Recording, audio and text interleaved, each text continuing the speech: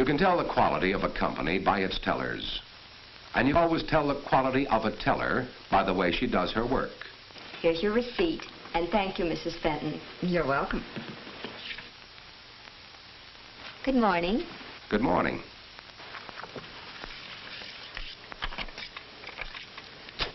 $4.85 out of $10.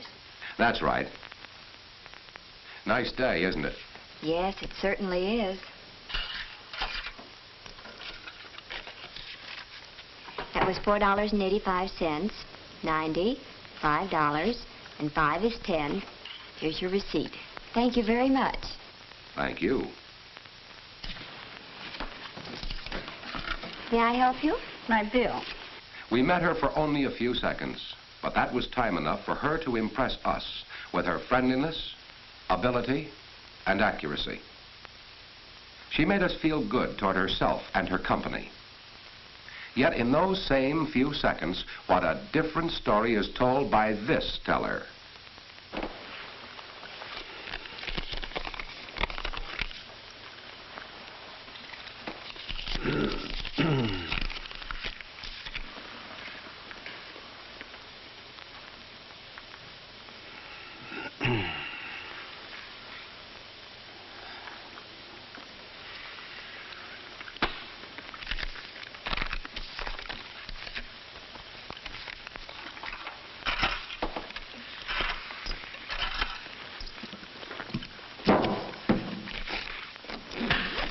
Oh, excuse me.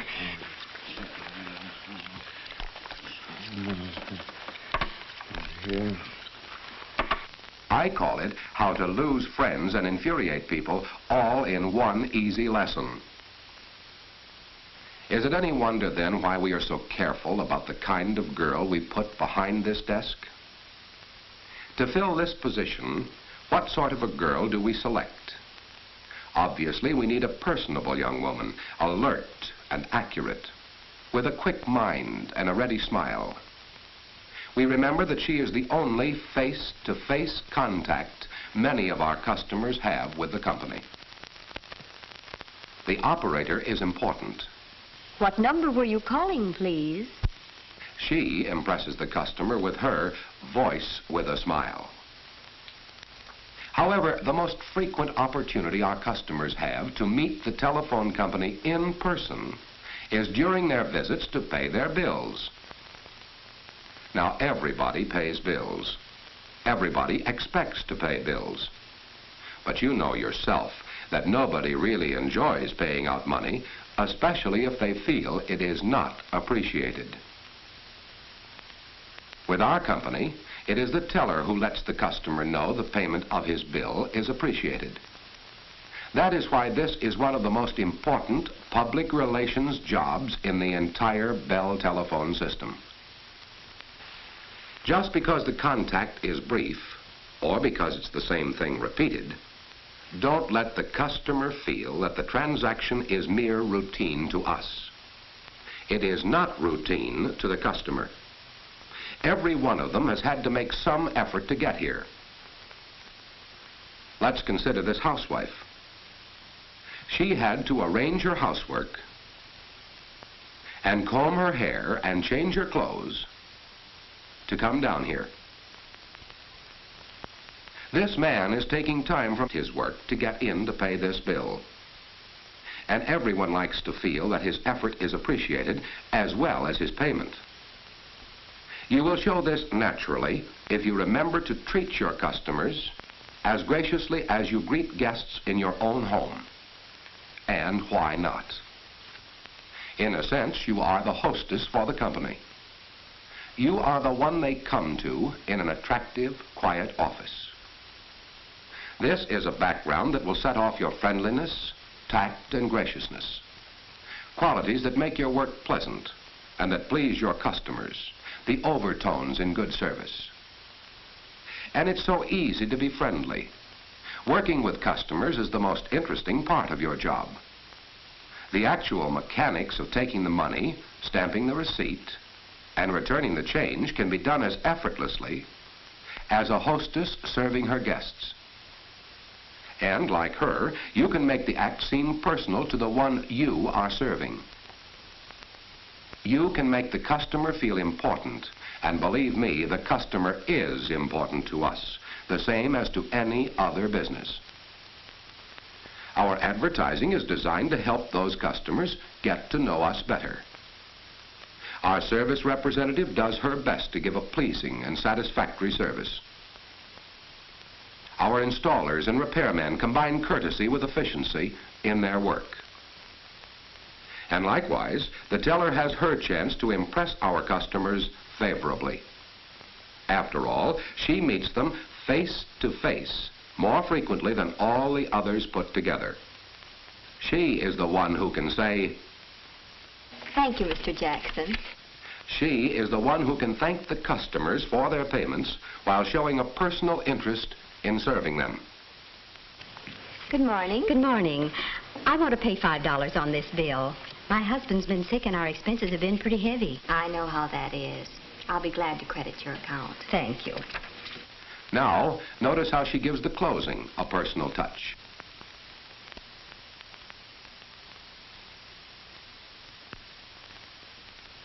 Here's your receipt. Thank you, Mrs. Wright. And I do hope Mr. Wright will be well soon. Oh, he's getting better, thank you. An alert and thoughtful girl like that is sure to please her customers. The company can constantly improve its service, handle more long-distance calls faster, more accurately, keep the connections trouble-free, promptly prepare simple, accurate bills. In short, spare no pains to give the best possible service at the lowest possible cost. But that can all be undone by a girl like this. Inconsiderate, unfriendly, she has let her work become mechanical, forgetting she is a human being dealing with human beings. Remember, everyone you deal with has problems on his mind. This man, for instance, just learned he must undergo an operation. This woman is worried about her baby. And this girl is thinking, although we all know what young girls think about. Anyway, although we meet them for only a few seconds, we can give each one the friendly, personal consideration we ourselves would like to receive. Even a little thing like giving simple directions can be done so as to arouse respect and admiration. Good afternoon. Can I help you? Is there a telephone booth around where I can make a telephone call? Yes, right over there. Do you need any change? No, I have a 5 cents. Thank you. You're welcome. There was a bit of service plus. It was thoughtful of her to ask whether the woman needed change. However, it's not always possible for her to take care of every request herself. Good morning. Morning. Do you have a telephone directory for Middletown? I'm not sure. All of our out-of-town directories are in that bookcase across the room. If you don't find it, one of the young ladies at the desk will be glad to help you. Oh, thanks. You're welcome. When she must refer the person elsewhere, she does so courteously. This woman, for instance, believes... There's a mistake here. I don't know anything about this call on my bill. We certainly want to correct any mistake. I don't have those records right here, but if you'll step over to the second desk, Miss Sherman will be glad to look it up for you. Oh, thank you. You're welcome. At times, she may be unable to grant the request, and she politely explains why. Can I make a payment on an electric bill here? No, I'm sorry. You can make that payment in their office 2 blocks down the street. I was afraid of that. Well, thanks anyhow. You're welcome. And so she continues meeting dozens of different types of situations, some simple, some difficult and calling for much tact. She handles all of them skillfully, naturally. She couldn't be more at home if she were in her own living room. Yet this effect is the result of viewpoint, study, and practice, just like the flitting fingers of an expert typist. Both acquired their skills through careful application. They deliberately formed correct working habits. Now, how many such skills, all involving good overtones, do you think a teller must develop? 5? 7? 10? Well, let's count them. 1. Greet the customer. 2. Receive his bill and money. 3. Separate the stub from the bill. 4. Verify with the customer the money received and the amount to be paid. 5. Stamp the stub and the bill. 6. Make the correct change. 7. Place the change in the customer's hand. 8. Hand the customer his receipt, noting his name. 9. Thank the customer by name if the name on the receipt appears to be his. 10. File the receipted stub. 11. Place the money in the cash box. 12. Be alert to greet the next customer. 12 of them, a full dozen, and there is one correct way to perform each of them, with only a few seconds to do them all perfectly, and at the same time to establish a personal relationship with the customer and maintain good overtones. And yet we have seen how simple it is when we've learned how to do it. To learn the correct way to do each item, let's follow a skillful girl as she does her job pleasantly and effectively.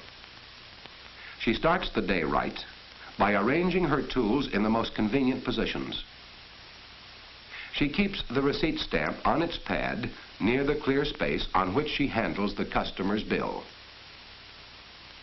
Directly in front of her, where she can see the contents by simply lowering her eyes, is the cash box, where her coins are always arranged according to their value. First, pennies, then nickels, dimes, quarters, and half-dollars.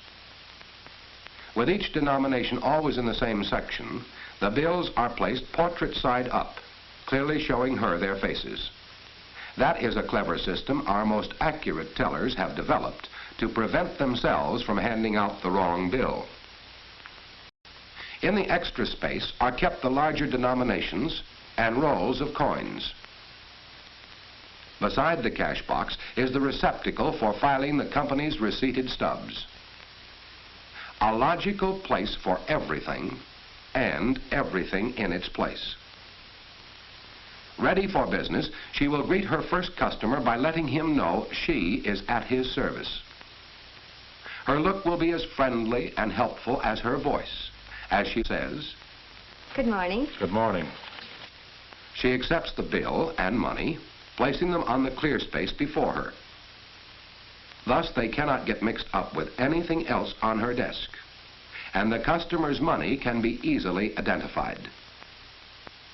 With a swift, single motion, she divides the bill. One part for the customer, the other for the company, so that both have a record of the payment. To make sure we caught exactly how she separates the bill and the stub, let's watch her do it again. It's quick, it's easy, and it leaves a neat edge. To be accurate and to avoid any misunderstanding, she verifies the figures with him. $4.85 out of $10. By looking him in the eyes as she does so, she makes him realize he is receiving personal attention. Usually, he answers her. That's right. I'm just getting in under the wire this month. I thought I'd sent you a check, but I discovered that I hadn't. Bills are easy to overlook, aren't they? This one was. Then, in order to turn them into receipts, she stamps both parts of the bill. Of course, you notice that she used her stamp like a lady and not like a carpenter. A skillful teller grasps the stamp firmly, pressing it lightly on the ink pad. She then places it gently in the correct position and rolls it down with a quick motion. The result is a legible impression giving the date and her number. For the correct amount of change, she reaches into her cash box, and to make certain of being accurate, she selects the smallest number of coins and bills to make the correct amount of change. The payment of $4.85 added to the 15 cents in coin makes 5, and a 5 makes 10. She then picks up the receipt. She holds the $5 and receipt in her left hand and the coins in her right. Beginning with the amount paid, she counts the money into his hand. $4.85, $90, $5, and 5 is 10. Not having to check his change, he is ready to accept his receipt and to move on promptly. Here's your receipt. Thank you, Mr. Miller. You're welcome. Goodbye. Goodbye. There's a point. How do you suppose she knew his name? Yes, that's right. She saw it on the receipt. No doubt about it. He enjoyed doing business with her. We all like people who take an interest in us. As he leaves, she files her stub in its proper place. By filing the stub and arranging his money in her cash box, she finishes the transaction and is ready to serve the next customer, looking her squarely in the eyes as she greets her. Good morning. May I help you? Yes, please. And that's all there is to it. Of course, the money is later deposited in the bank, and the receipted stub goes to the accounting office. There, it is used to credit the customer's account so that he will not be billed again for the amount he has already paid. Yes, it may be only a little piece of paper, but it is just as important as the money it represents. And the correct handling begins with the teller and her 12 basic operations.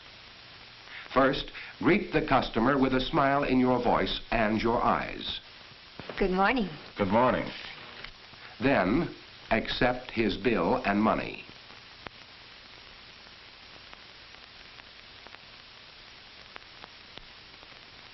Separate the stub from the bill.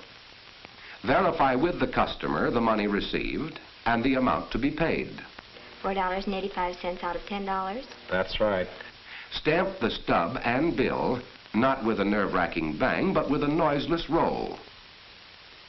Then make the correct change using the smallest number of coins and bills that will provide the required amount of change.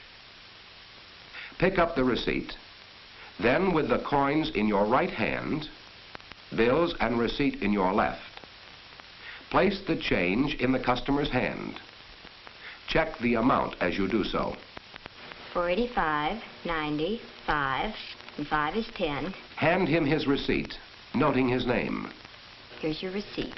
Then thank him by name if you believe the name on the receipt is his. Filing the receipted stub and arranging the money in the cash box leaves you free to serve the next customer.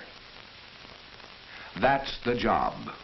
Important to the company and important to you, because our customers are judging us both by the accurate, prompt, and friendly way you handle them. We know you can have them saying, those telephone people are really nice to do business with. You can tell by the teller.